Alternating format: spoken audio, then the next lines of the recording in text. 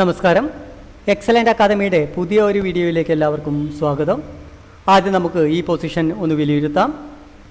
വൈറ്റിൻ്റെ പീസുകൾക്ക് വൈറ്റിൻ്റെ king സൈഡിലേക്ക് നല്ലൊരു പ്രതിരോധം തീർക്കുന്നതിനും ബ്ലാക്കിൻ്റെ കിങ് സൈഡിലേക്ക് വളരെ മനോഹരമായ ഒരു ആക്രമണം ഉണ്ടാക്കിയെടുക്കുന്നതിനും തയ്യാറായിക്കൊണ്ടാണ് വൈറ്റിൻ്റെ എല്ലാ പീസുകളും ഇരിക്കുന്നത്. എന്നാൽ ബ്ലാക്കിൻ്റെ പൊസിഷൻ നമുക്കൊന്ന് വിലയിരുത്താം. ബ്ലാക്കിൻ്റെ F6 ഇരിക്കുന്ന നൈറ്റും രണ്ട് ബിഷപ്പുകളും ഉപയോഗിച്ചുകൊണ്ട് കിങ് സൈഡിൽ ഒരു പ്രതിരോധം സൃഷ്ടിക്കുവാൻ സാധിക്കുന്നു.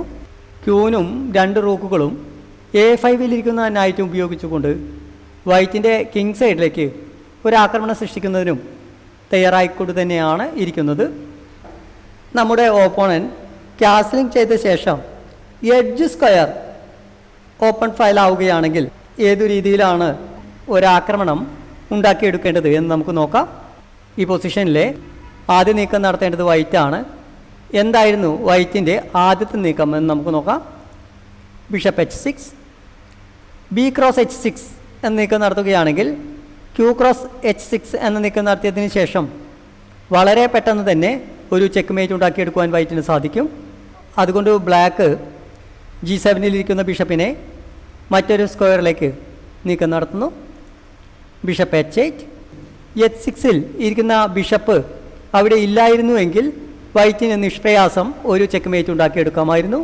ഇങ്ങനൊരു പൊസിഷൻ വരികയാണെങ്കിൽ എന്താണ് ചെയ്യേണ്ടതെന്ന് നമുക്ക് നോക്കാം. ബിഷപ്പ് F8, BF8 എന്ന നീക്കം നടത്തിക്കൊണ്ട് വൈറ്റിൻ്റെ ആക്രമണം ഒന്നുകൂടെ ശക്തിപ്പെടുത്തുന്നു. ഈ പൊസിഷനിൽ ബ്ലാക്ക് ഒരു കൗണ്ടർ അറ്റാക്കിന് ശ്രമിക്കുന്നു.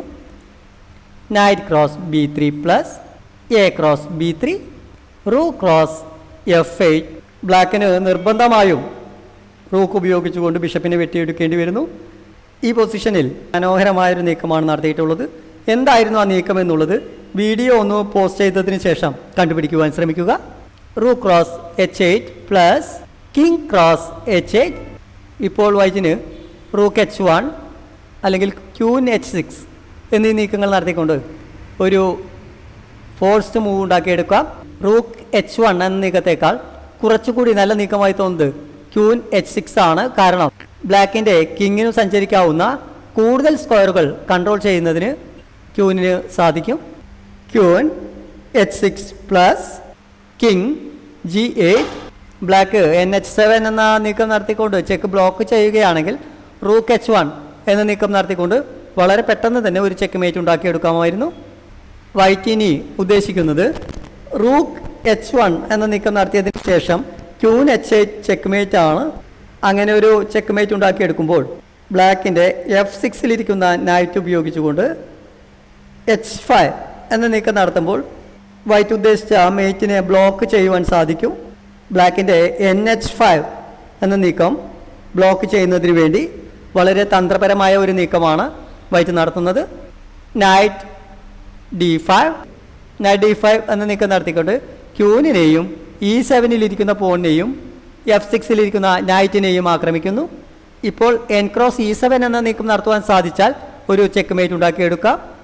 ഇത് മനസ്സിലാക്കിയ black night cross D5, night cross D5 എന്ന നീക്കം നടത്തിയതിന് ശേഷം ബ്ലാക്ക് റിസൈൻ ചെയ്യുന്നു.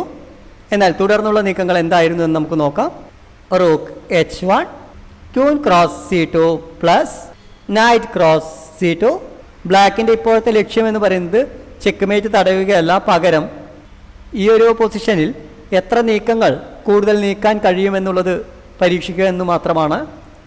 ബിഷപ്പ് H3, BH3 എന്ന നീക്കം നടത്തിക്കൊണ്ട് റൂക്കിൻ്റെ ഫയൽ ബ്ലോക്ക് ചെയ്യുന്നു.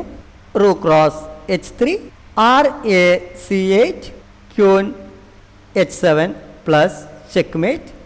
പുതിയ ഒരു വീഡിയോയുമായി നമുക്ക് വീണ്ടും കാണാം. നമസ്കാരം.